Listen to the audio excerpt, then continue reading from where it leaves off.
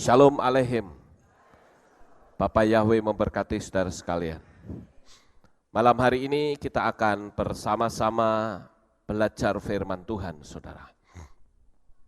Firman Tuhan malam hari ini saya akan memberikan judul Yeshua in the Book of Bereshit, atau Yeshua ada di dalam kitab Bereshit.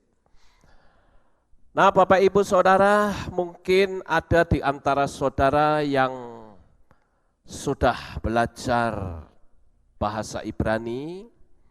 Saya bisa minta tolong dibacakan ayat ini supaya saudara bisa menyampaikannya kepada jemaat yang lain.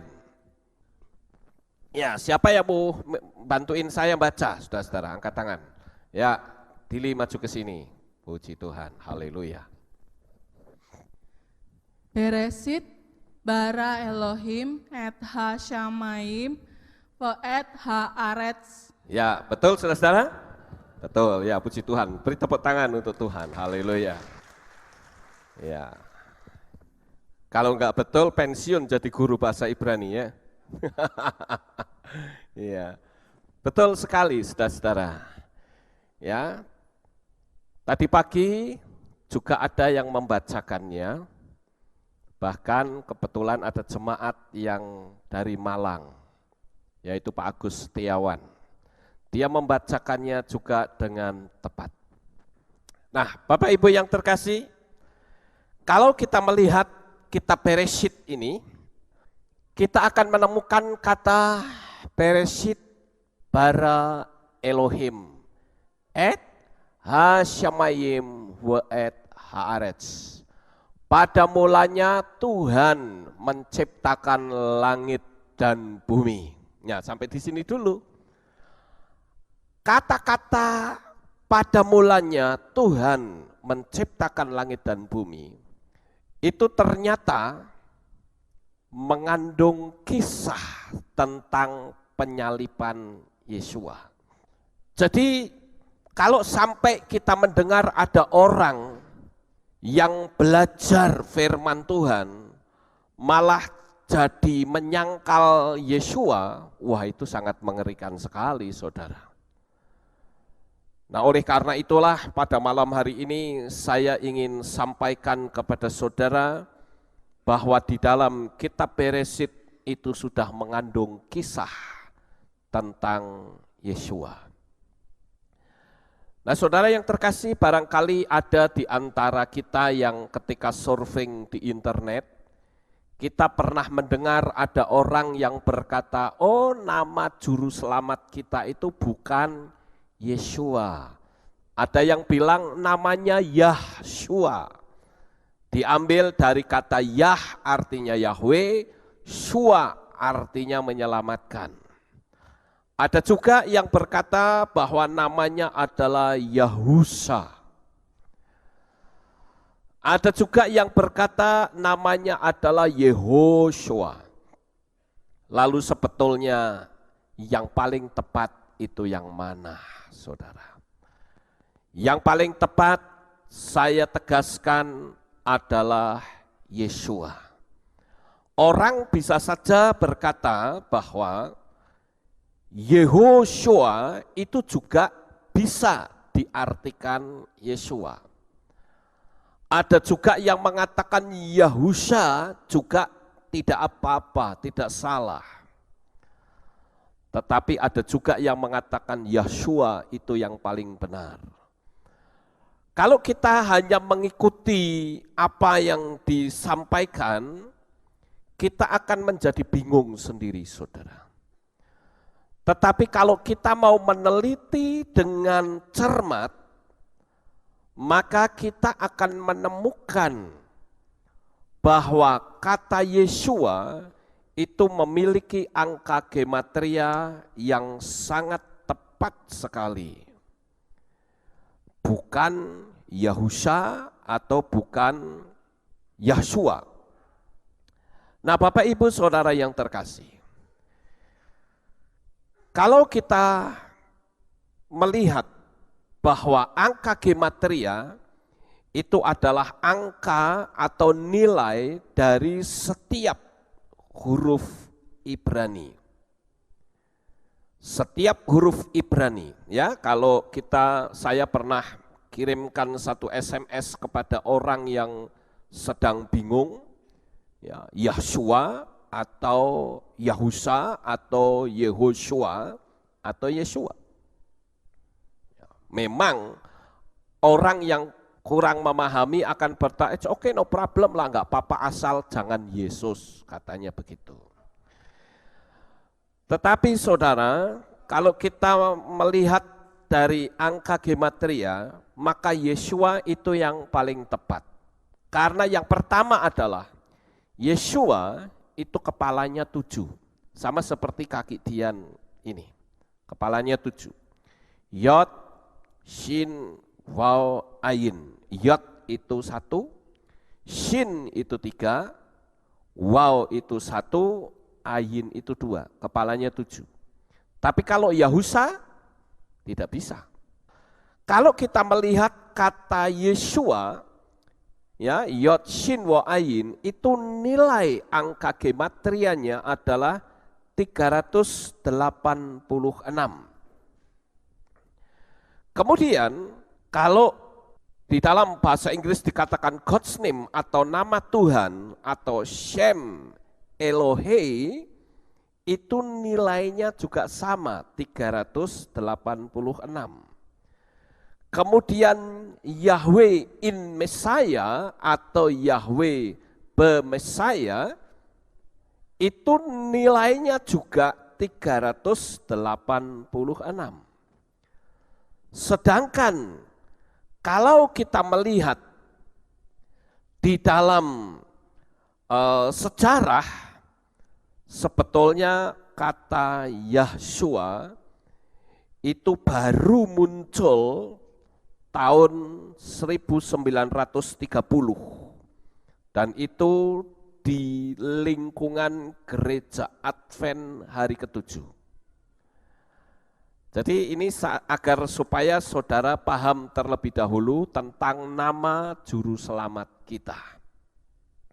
Nah, sekarang saya akan coba untuk menceritakan kepada saudara bahwa di dalam kata Bereshit saja atau pada mulanya, ini sudah mengandung kisah tentang penyaliban Yeshua.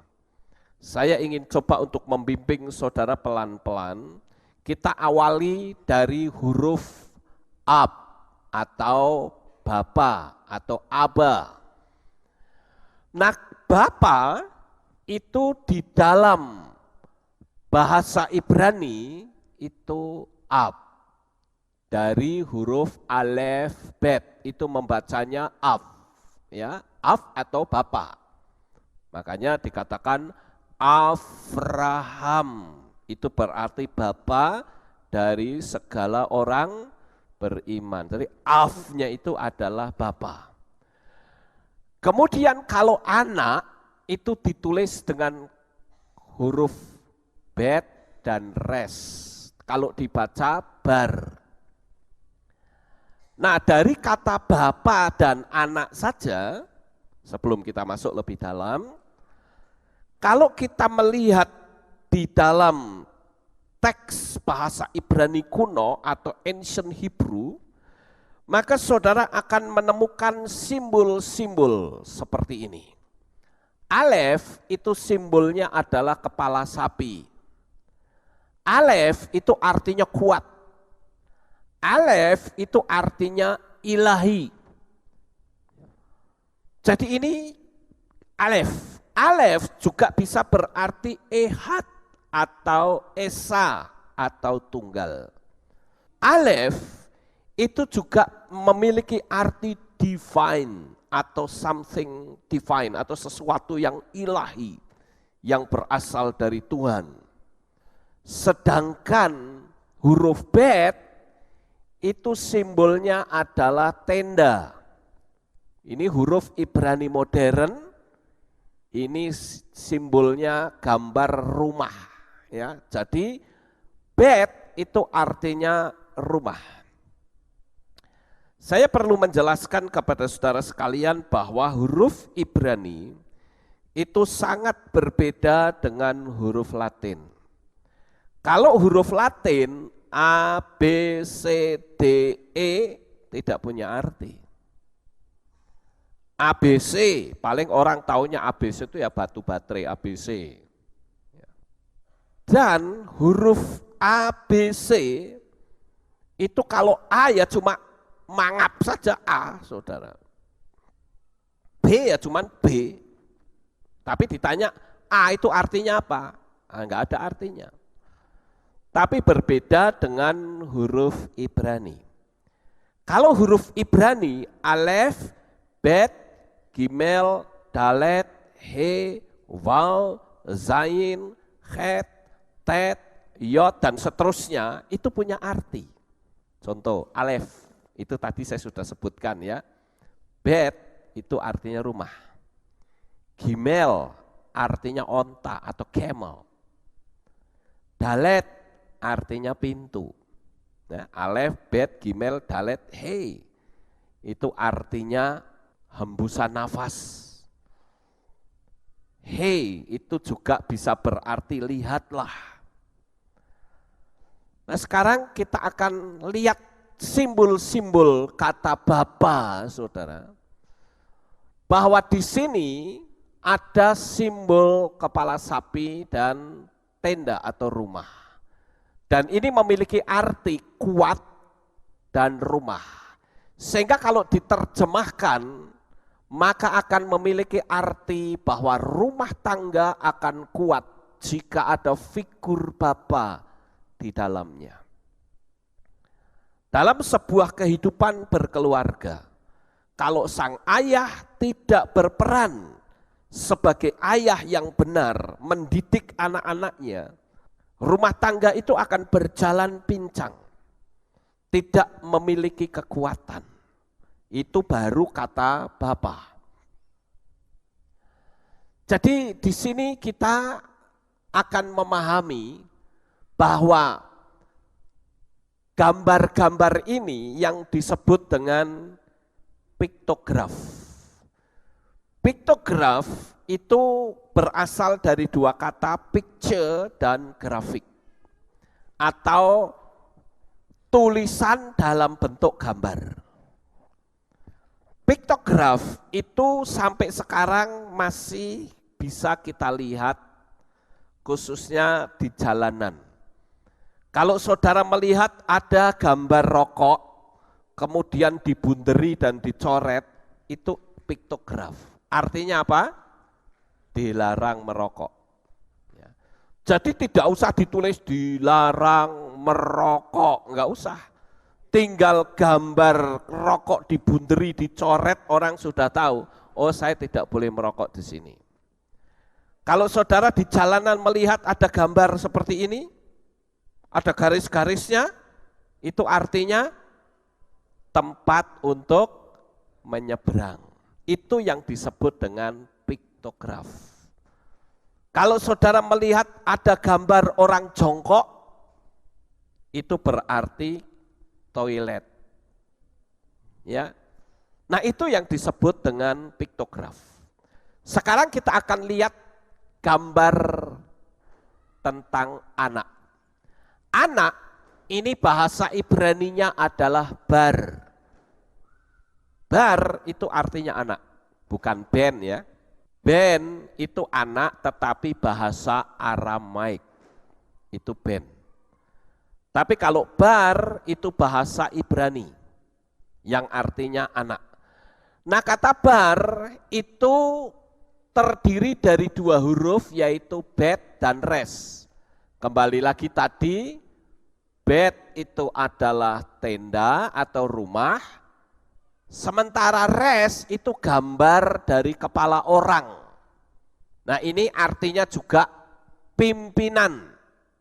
Ya, atau yang terkemuka, ini juga bisa diartikan karena gambar kepala orang. Jadi kalau bar atau anak itu memiliki arti bahwa kepala rumah tangga adalah anak. Artinya jika seseorang dalam kehidupan rumah tangganya itu harmonis, dia harus hadapkan kepada sang putra. Maaf, saya tidak menyebut anak ya, putra, salah tadi saya ngomong. Kalau anak itu bisa laki, bisa perempuan, tapi saya menyebutnya putra. Kalau putra itu mesti laki-laki. Nah, Bapak Ibu Saudara yang terkasih, jadi di sini kita melihat bahwa kata res itu berbentuk kepala. Mungkin saudara pernah mendengar kata ros hasanah. Ros hasanah itu berarti kepala dari tahun. Kepala dari tahun. Itu ros hasanah atau hari raya peniupan nafiri. Jadi kalau ada hari raya peniupan nafiri dibunyikan, itu berarti sudah masuk ke tahun baru, kepala tahun, saudara. Kita akan lanjut lebih dalam lagi, kata bar.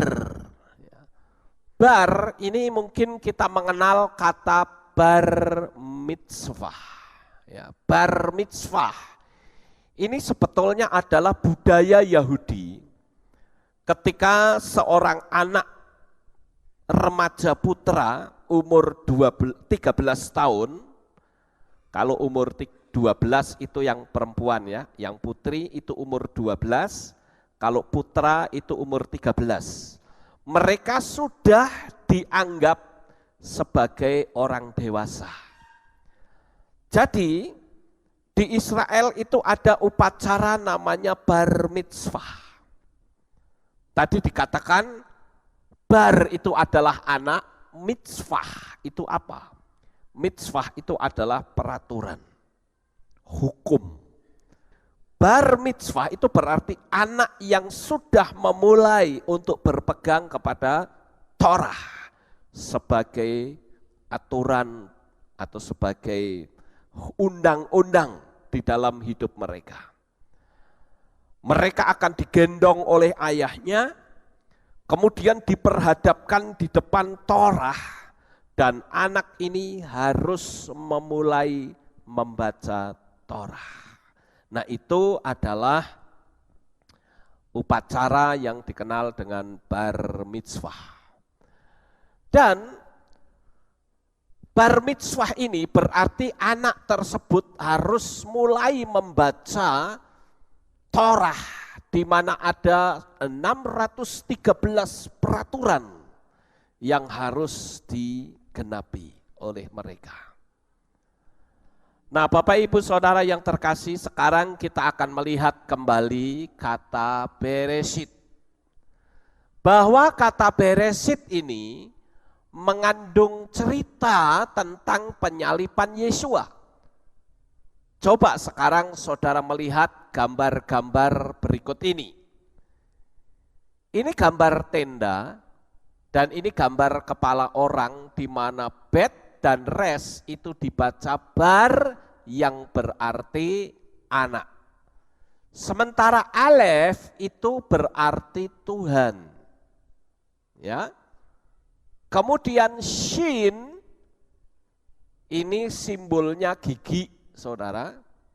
Nah, shin itu memiliki arti hancur atau destroy, dihancurkan. Ya, itu shin. Kemudian shin itu juga berarti dihukum. Ini simbol dari shin. Shin itu juga bisa berarti maha kuasa.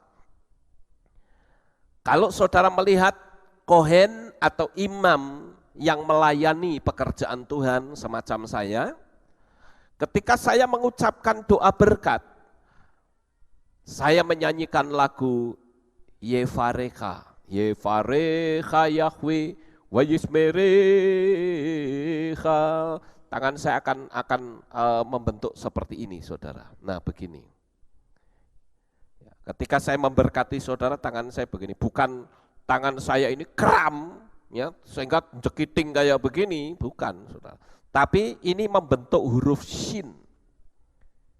Shin itu artinya melindungi, menjaga. Dan Shin juga artinya Maha Kuasa. Makanya orang-orang Israel di rumah-rumah mereka, kalau saudara yang pergi ke Israel, saudara pasti paham. Setiap rumah, setiap hotel, pintu masuknya selalu ada mezuzah, ditempel miring begini. Dan itu hurufnya selalu Shin atau Sin Dalet Yod. Nah, Shin itu artinya Maha Kuasa. Jadi kebiasaan orang Yahudi itu dididik dari sejak kecil, ketika dia mau keluar rumah, dia akan pegang mezuzah itu, sementara di hatinya berkata, aku punya Tuhan yang Maha Kuasa. Aku punya Tuhan yang menjaga. Aku punya Tuhan yang melindungi. Nah, Shin itu singkatan dari Shaddai yang ditempel di kamar hotel atau di rumah. Saya tidak tahu apakah mezuzah yang dibagikan kepada saudara pada waktu perayaan Tabernakel tahun yang lalu, apakah itu ditempel atau sekedar untuk pajangan atau cuma digeletakke, saya tidak tahu. Tetapi saya sudah menerangkan agar itu ditempel untuk mengingat bahwa kita punya Tuhan yang Maha Kuasa. Bukan saudara anggap itu jimat, bukan. Tetapi saudara akan mengakui, setiap saudara keluar rumah, saudara akan mengingat huruf Shin itu artinya Maha Kuasa. Kita kembali lagi ke sini, saudara. Kata Shin yang gambarnya adalah gigi, yang juga punya arti hancur atau dihukum. Ini Shin. Kemudian Yod. Yod ini artinya tangan atau arm atau open hand, itu tangan, saudara. Tangan yang terbuka. Sementara huruf Tau itu simbol dari huruf Tau di ancient Hebrew atau Ibrani kuno, itu gambarnya salib. Tau. Gambar salib ini juga bisa memiliki arti sempurna atau tamim. Jadi kalau kita terjemahkan, maka kita akan berkata begini, Putra Tuhan hancur tangannya disalib. Langsung kita menemukan sebuah kisah bahwa Yesua itu mati disalib. Sekarang kita perlu lihat siapakah yang disebut dengan Putra Tuhan hancur tangannya disalib. Memang pada waktu itu tidak jelas tentang nama Sang Putra karena belum masuk dalam penggenapan. Tetapi ketika Yohanan Pembaptis berseru-seru di padang gurun, persiapkan jalan bagi Tuhan. Lalu orang-orang mulai datang dan memberi diri dibaptis, maka disitulah sebetulnya ahli Taurat dan orang Farisi memahami. Ini dia nubuatan yang ditulis dalam kitab Torah bahwa Mesias datang ke dunia ini yang dikenal dengan Yeshua HaMashiach. Tetapi sayang sekali keegoisan dari orang Farisi dan ahli Taurat, mereka menyangkal. Apalagi ketika Yesua berkata bahwa kalau engkau melihat aku, maka engkau melihat Bapa. Karena aku dan Bapa adalah satu. Nah, itu nggak bisa terima orang ahli Taurat, saudara-saudara. Sehingga Yesua dianggap menghujat Tuhan, menghujat Yahweh, karena menyamakan diri dengan Yahweh, maka hukumannya adalah hukuman mati. dan matinya disalib, persis seperti tulisan ini. Putra Tuhan hancur, tangannya disalib. Sekarang sampai di sini saudara sudah bisa pahami? Halo? Paham? Oke, lanjut. Nah sekarang saudara-saudara, kata Bereshit ini, ya, Bereshit, ini tadi kan kita sudah tahu ya, bahwa bar dan alef itu punya arti putra Tuhan, ini ya. Sedangkan shin dan yod itu dibaca show, yang artinya memberi. Ya, kalau saudara lihat di kamus, huruf shin dan yod itu bahasa Inggrisnya give, memberi. Jadi kalau demikian, maka sudah bisa dipastikan bahwa putra Tuhan itu memberi diri untuk disalib. Ingat tahu itu simbolnya salib. Makanya Yesua berkata, sudah selesai, sempurna. Penyelamatan manusia itu sempurna.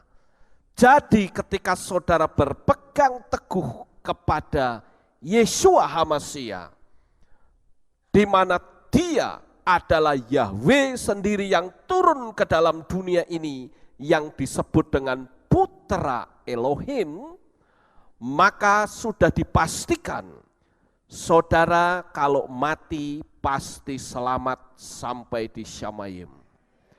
Saudara tidak akan pernah berurusan dengan api neraka.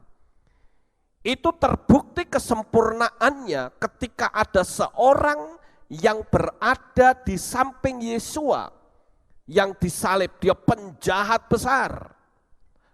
Waktu itu dia berkata, Tuhan, ingatlah akan daku jika engkau datang sebagai raja.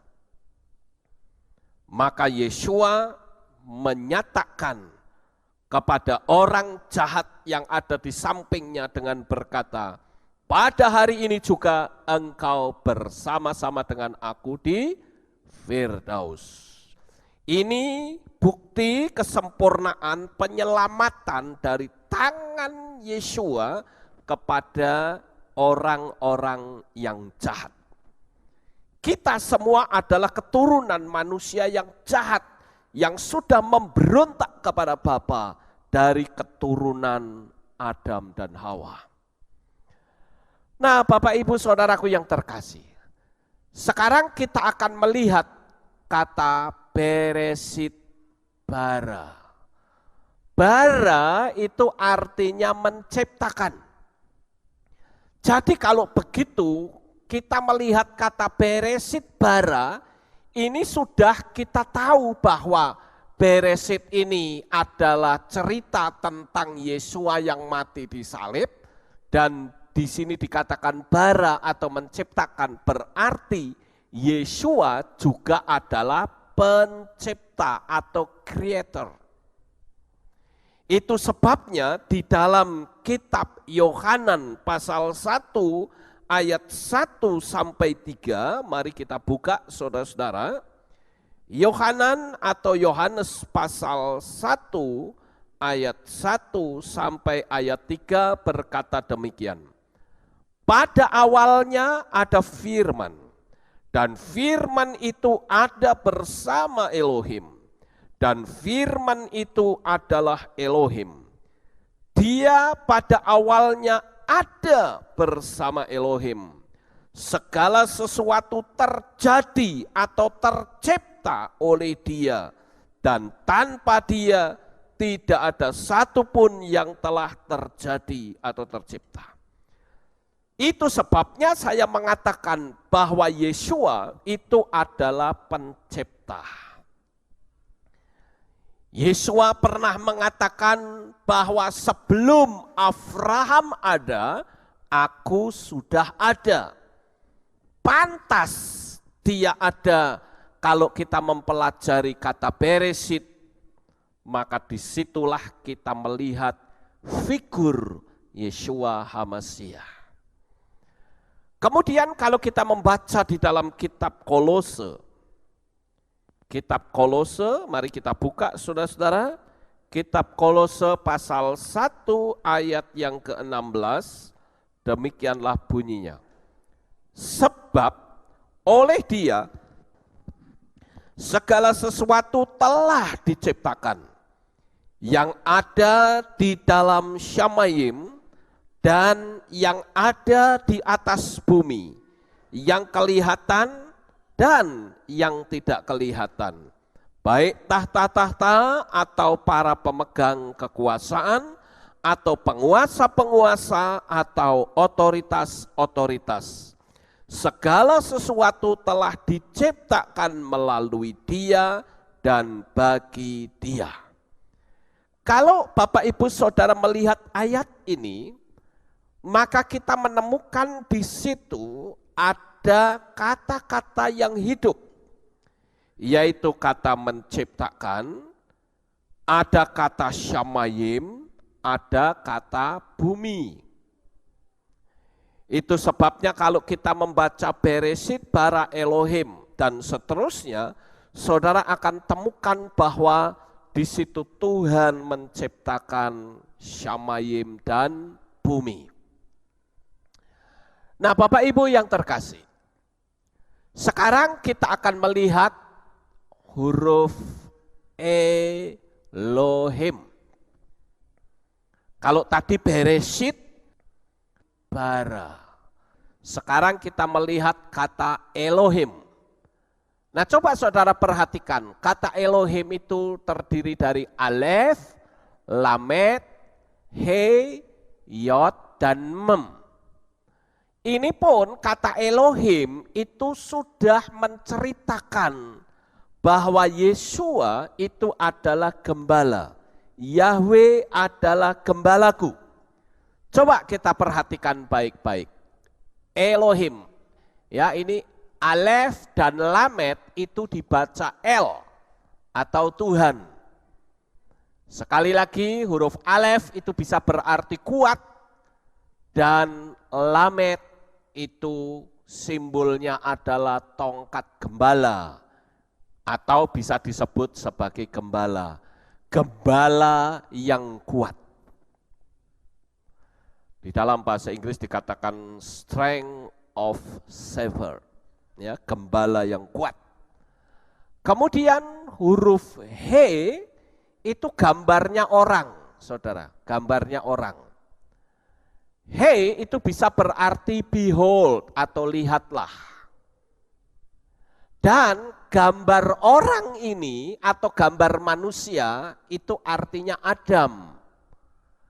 Karena manusia itu bahasa Ibraninya adalah Adam. Tetapi kalau huruf Alef dihilangkan tinggal Dam, maka Dam itu artinya darah. Kemudian Yod kita tahu tadi artinya tangan terbuka. Kemudian Mem itu simbolnya air, ya kayak begini ini air. Kita mungkin kenal kata mayim. Mayim itu air, saudara. Nah, air atau Mem ini juga bisa berarti laut. Coba kalau kita terjemahkan kata Elohim dalam bentuk piktograf ancient Hebrew, maka akan kita temukan bahwa gembala yang kuat menyatakan dirinya, ini gembala yang kuat menyatakan dirinya sebagai manusia yang menguasai laut. Ya, ini manusia dan menguasai laut. Tangan itu bicara tentang kuasa, power. Kemudian saudara-saudara, kita melihat kembali di sini, ya, Beresit bara Elohim et ha shamayim wa et haaret. Saudara perhatikan kata shamayim. Saudara perhatikan kata haaret. Nah, disinilah kita melihat bahwa Tuhan itu menguasai langit dan bumi. Jadi Tuhan yang saudara dan saya sembah adalah Tuhan yang mengatasi langit dan bumi. Amin. Sekarang saya mau tanya kepada saudara. Apakah saya ngomong dari tadi saudara sudah bisa paham? Halo? Bisa. Kalau saudara yang belum paham, angkat tangan, saya ulang dari awal, supaya saudara pulang dari tempat ini, saudara betul-betul paham. Saudara benar nih paham? Oke, kita lanjut. Ya, kita lanjut sekarang. Ya, ini tadi sudah jelas ya, Tuhan adalah gembalaku. Ini kalau kita lihat ya, Tuhan adalah gembalaku. Dia memberikan anugerah, ingat gambar atau huruf He itu juga bisa memiliki arti memberi atau memberikan anugerah. Ya. Jadi kalau kata Elohim saja itu sudah memiliki arti Tuhan adalah gembalaku. Ia memberikan anugerah, membaringkan aku. Ini tangan ya untuk membaringkan. Orang yang dicintai dibaringkan di tangannya, lay down, ya dibaringkan, ya. Dan memberikan air kehidupan. Ini persis seperti kitab Tehillim pasal 23. Yahweh adalah gembalaku atau Yahweh Roi.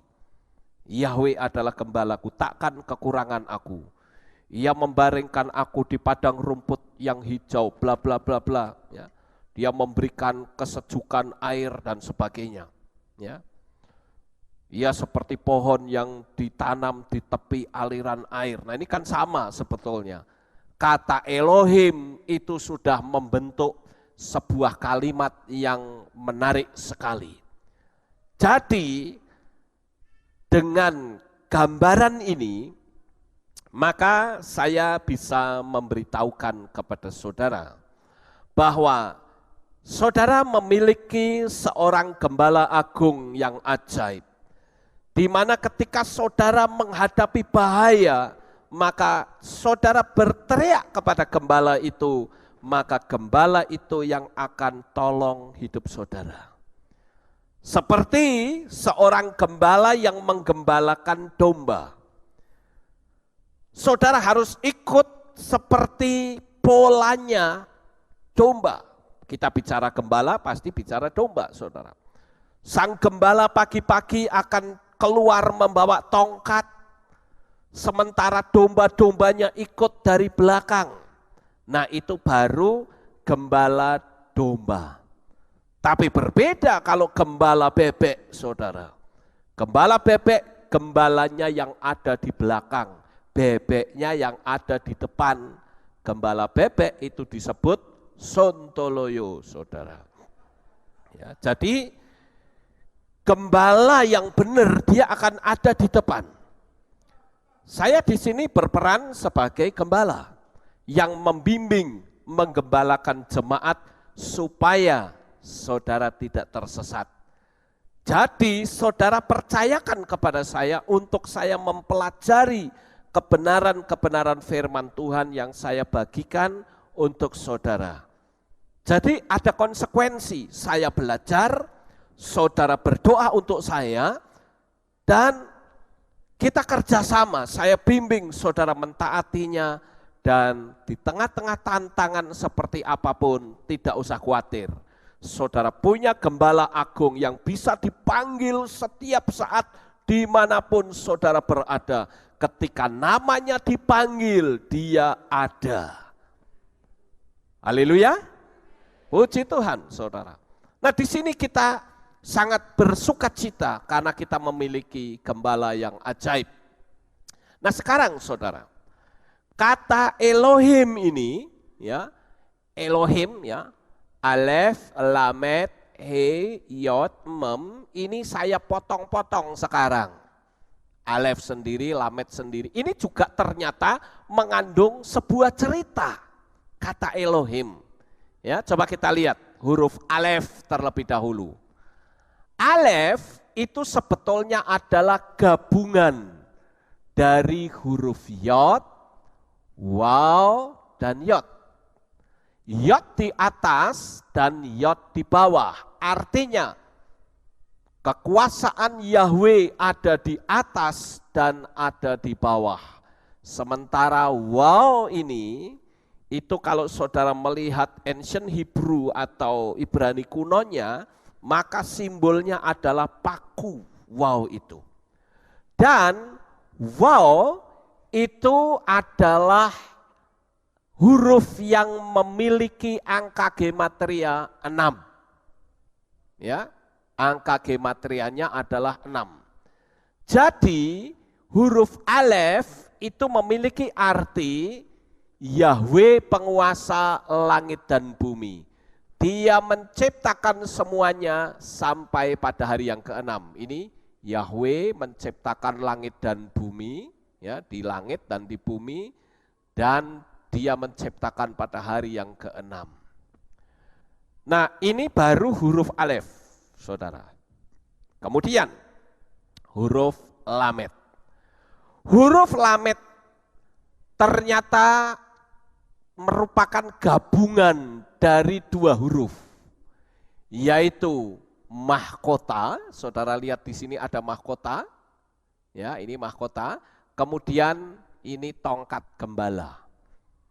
Jadi lamet itu memiliki arti Yahweh sang raja di atas segala raja menjadi gembala atas umat manusia, yaitu di dalam Yohanan pasal 10 ayat 11 sampai ayat 14. Coba kita baca ya saudara, supaya kita lebih mantap lagi pembacaan kita, yaitu di dalam kitab Yohanan pasal yang ke-10, kita membaca ayat 11 sampai ayat 14. Mari kita baca bersama-sama dengan saya dengan suara yang keras. Saudara sudah siap?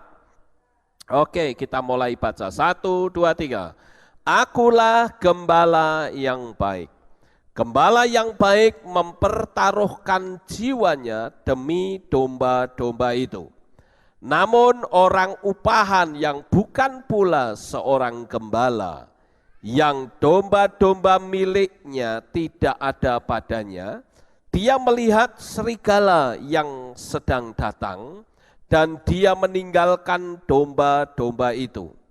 Dan dia melarikan diri, dan serigala itu menerkam domba-domba itu, dan dia mencerai-beraikannya.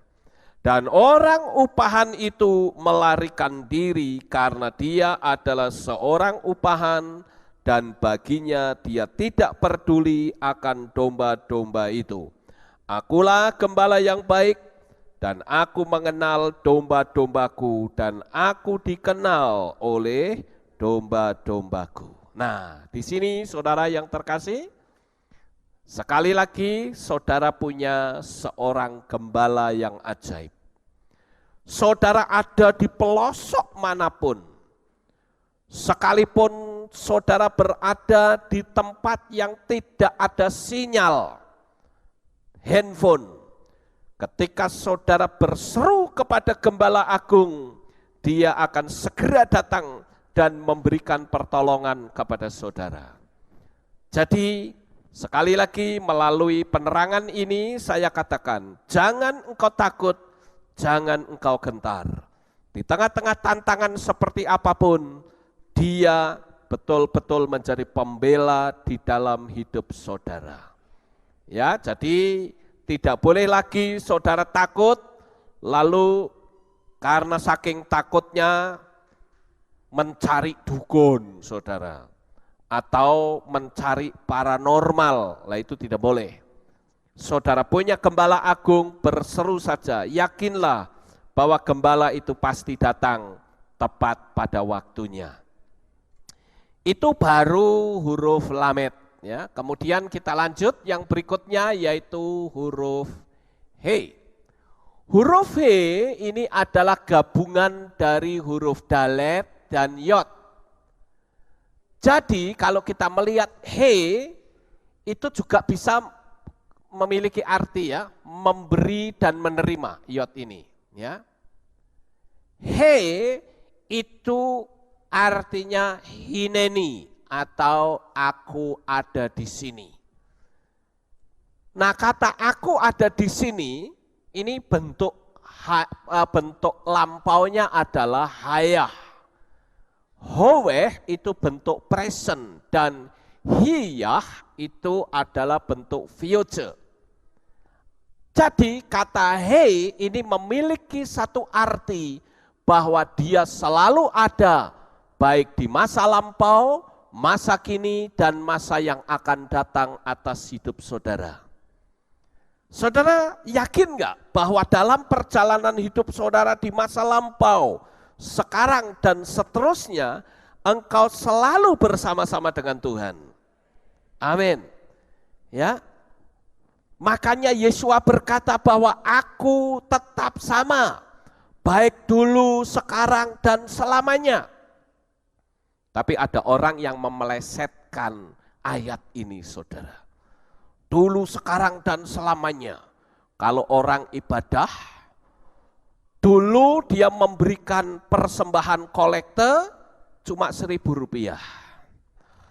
Sekarang dia tetap memberi persembahan kolekte Rp1.000. Nanti tahun depan ketika saudara hidupnya sudah diberkati, juga tetap Rp1.000. Kalau ditanya kok kamu memberi persembahan Rp1.000? Loh ini kan Alkitabiah. Seperti Yesua dulu, sekarang, dan selamanya tidak berubah. Kalau dulu saya memberi 1.000, sekarang 1.000, yang akan datang juga 1.000, sama kan dengan Yesua?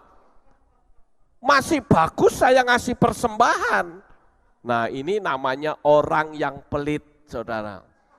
Orang pelit tetapi bersembunyi di balik ayat firman Tuhan. Ya, saya berharap saudara boleh memberi Rp1.000 ketika memang saudara tidak punya uang. Tapi saya doakan supaya saudara hidupnya diberkati dan menjadi kaya raya. Tapi jangan memberi Rp1.000. Amin. Nah, itu dia.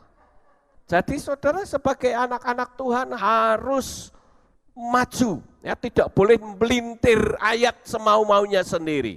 Ayat ini berbicara bahwa Yesua itu tetap sama. Dia ada selalu bersama dengan kita. Baik masa lalu, masa kini, dan masa yang akan datang.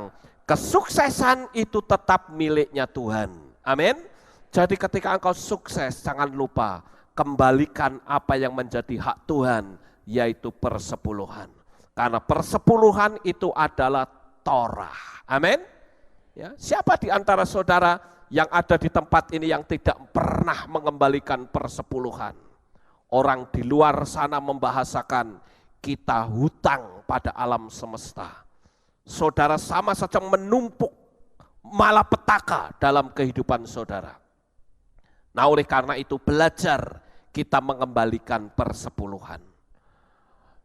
Karena apa? Karena pertolongan dari Tuhan yang selalu menyertai hidup saudara. Amin. Ya, saya doakan terus untuk saudara supaya hidupmu betul-betul diberkati, engkau tidak kekurangan. Haleluya. Kita lanjut saudara, yaitu yod sekarang.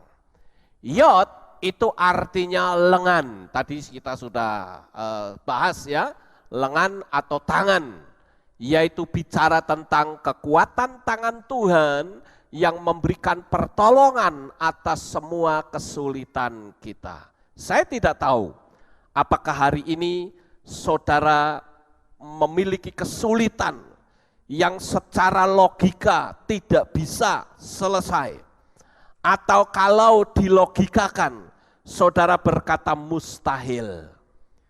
Saya sering mengingatkan kalau saudara berhadapan dengan yang namanya kemustahilan, jangan memakai otak, jangan pakai logika. Otak kita terlalu kecil, tidak mampu menyelesaikan masalah. Maka segala tantangan yang kita hadapi, serahkan ke dalam tangan Bapak Yahweh.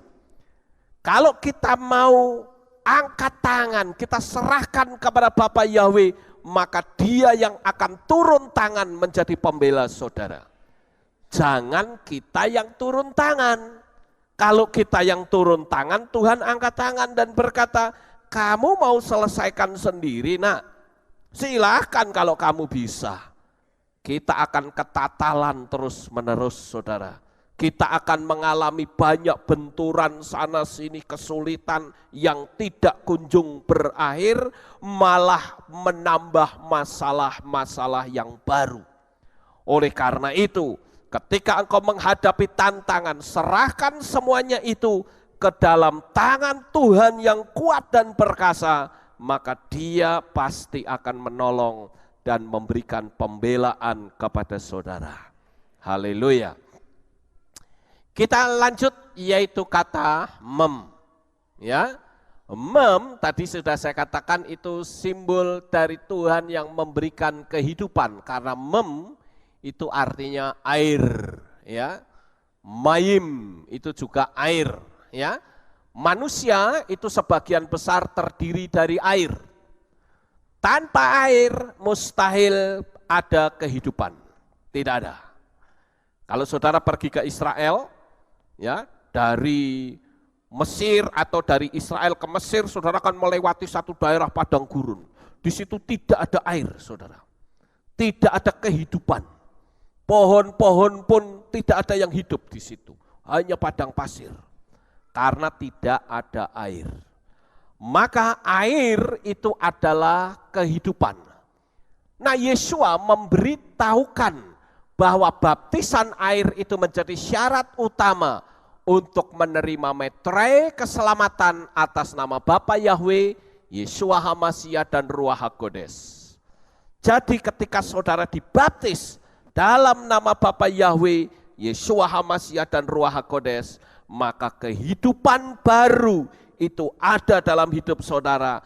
Kalau saudara mati, sudah dipastikan saudara mendapatkan keselamatan. Ya, itulah yang disebut dengan mem atau mayim atau air, saudara-saudara. Yesua adalah kehidupan. Pantas Dia berkata, akulah kebangkitan dan hidup. Barang siapa percaya kepadaku, ia akan hidup lagi walaupun ia sudah mati. Ada banyak nabi-nabi di atas muka bumi ini. Apakah dia dari kepercayaan agama lain maupun dalam kepercayaan agama Kristen. Tetapi semua nabi itu mati dan tidak pernah hidup kembali. Tetapi Yeshua HaMashiach, Dia mati, Dia dibunuh, tetapi Dia hidup pada hari yang ketiga. Dia bangkit kembali membuktikan bahwa maut tidak berkuasa atas dirinya. Dan Yesua memberikan janji kepada saudara. Kalau saudara percaya kepada Yesua, maka maut tidak akan menguasai saudara. Memang kita mati, tetapi mati kita itu hanya mengubah tubuh saja, saudara. Atau yang mati itu hanya tubuh, tapi rohnya akan tetap hidup, kekal, dan hidupnya itu bukan di neraka, tetapi di tempat kediaman Bapa. Itu sebabnya saya katakan, bersukacita dan bersyukurlah saudara sebagai anak-anak Tuhan. Makanya saya menganjurkan agar saudara itu setia beribadah. Ya, kita di sini punya ibadah itu yang umum 3 kali. Ibadah Sabat, ibadah hari Minggu pagi dan sore, dan ibadah hari Rabu.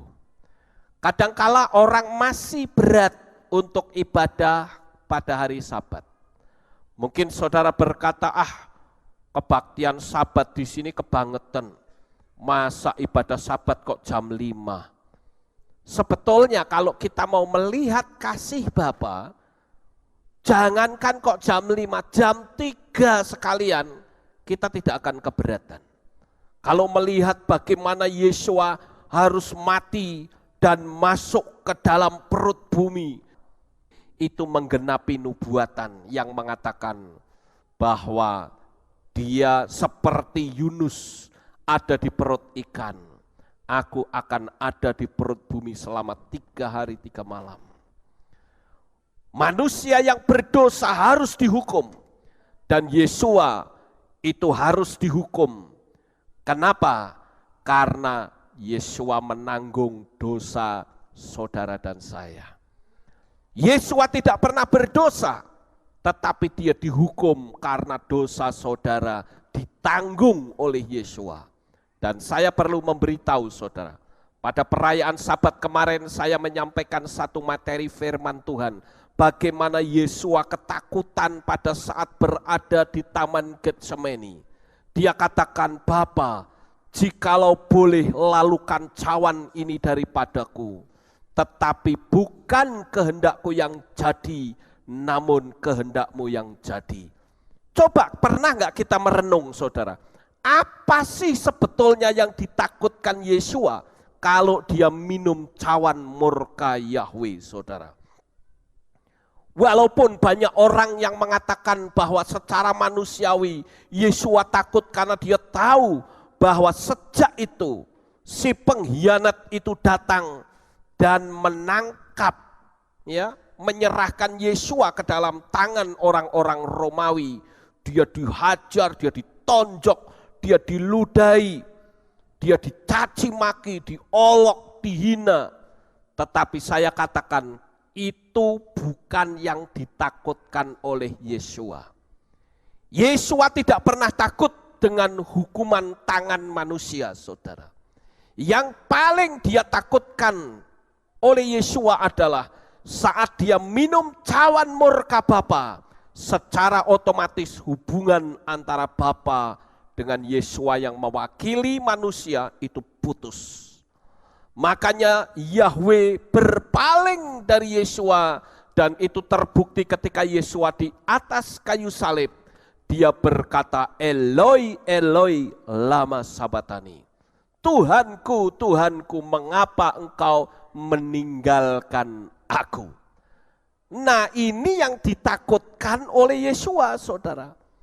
Karena kalau orang ditinggalkan Yesua, maka secara otomatis dia akan diserbu oleh kekuatan setan. Jadi malam hari ini jangan pernah lepas dari tangan Bapak Yahweh. Saudara harus semakin setia, semakin dekat dengan Tuhan. Ingat, kita sudah mendengar di banyak negara ada suara sangkakala terdengar di mana-mana. Kelak kita akan mendengar sangkakala yang terakhir. Firman Tuhan memberitahu ketika sangkakala berbunyi, maka kita yang masih dalam tubuh yang terdiri dari darah dan daging akan diubah menjadi tubuh kemuliaan, dan kita akan menyongsong Tuhan di awan-awan yang permai. Kita tidak akan mati, saudara. Kita tidak akan mengalami aniaya besar zaman anti Hamasyah. Padahal yang namanya anti Hamasyah itu sangat mengerikan. Kita membaca di dalam kitab suci, di sana dikatakan bahwa maut lari meninggalkan manusia. Seorang pahlawan yang gagah berani, dia pingin mati. Karena penderitaan di masa zaman aniaya besar anti Hamasyah 666 ini betul-betul sangat menakutkan. Tapi tidak usah khawatir, saudara dan saya yang terus konsisten tetap setia kepada Bapa Yahweh, sudah dipastikan saat bunyi sangkakala terakhir kita akan menyongsong Tuhan di awan-awan yang permai. Itu upah yang akan saudara terima. Haleluya. Sekarang saudara, kita akan lanjut. Bapak Ibu yang terkasih, ketika kita berbicara tentang Yesua, maka kita tidak akan pernah lolos atau lepas dari nama Yahweh. Coba kita membaca di dalam kitab Yohanan atau Yohanes pasal 19, ayat 19 sampai ayat yang ke-20. Saya akan ajak saudara membaca 2 ayat ini, ayat 19 sampai 20. Saudara siap? Sudah ketemu semua, saudara? Oke, mari kita baca bersama-sama dengan suara yang keras. 1, 2, 3. Dan Pilatus pun menuliskan sebuah prasasti serta meletakkannya di atas salib itu, dan yang tertulis adalah Yesua orang Nazaret, Raja orang Yahudi.